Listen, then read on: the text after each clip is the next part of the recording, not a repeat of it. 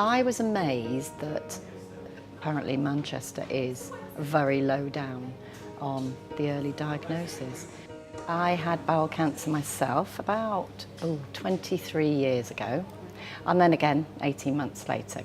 And then I nursed my husband last year, and he hadn't been well for a while. He'd been very tired, but he travelled a lot, so I put it down to the travelling and the fact that he could survive all these long journeys and go out and do things. And then when he came back to me, he was like, you know, the dead cat in the chair, couldn't speak, fell asleep and everything.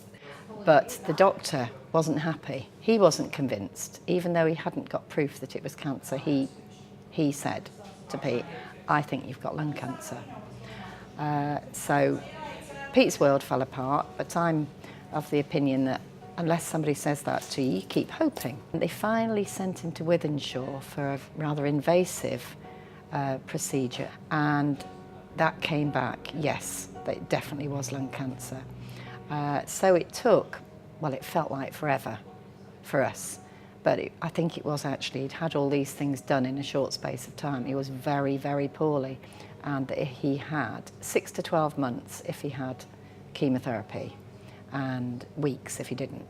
So he went from sort of 0 to 60 in a very short space of time, really. And he lived 7 months. So he didn't live his 12, but he lived 7, and we did lots of nice things. Well, it was strange, really, because when I had bowel cancer, it was of the time when Macmillan nurses were not allowed onto the wards in hospital. I don't know why, and I didn't really know much about Macmillan nurses, but a friend of mine was a Macmillan nurse, and she came to see me in hospital as a friend, not as a Macmillan nurse. And I was thinking, how strange is this? You know, why can't they come in? You know, if anybody that's helpful, why can't you have everyone that's helpful? Why just one? When my husband was ill, unfortunately, we had a poor experience with Macmillan. We didn't discover for about 4 months that Macmillan actually have a community nurse who comes and visits you at home. That was never mentioned, it was never offered. And I mean, I've got friends, unfortunately, who've been through cancer as well, who've had great experiences. So I think we were one of the unlucky ones, but unfortunately that doesn't help you at the time.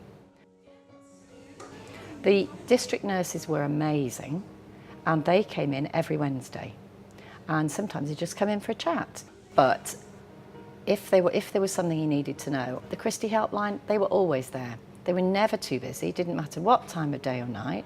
One of them was a bank holiday Monday when I'm sure they were pushed for staff, but you'd never have known it because they were just there as if I was the only call they'd had all night. I'm quite sure I wasn't.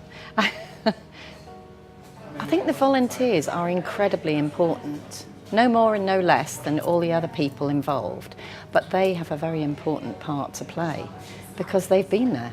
They've been at the end of waiting for the results for CT scan. They've been at the end of knowing that they're not well and not being able to face up to it. And all the other experts in their field, maybe experts in their field, but they haven't been there. They haven't experienced it.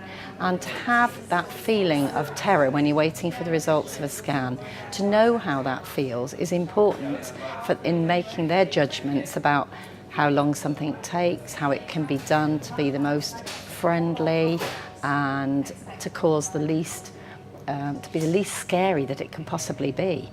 And if it results in early diagnosis for lung cancer and saving lives, well, I'm glad I've been part of it.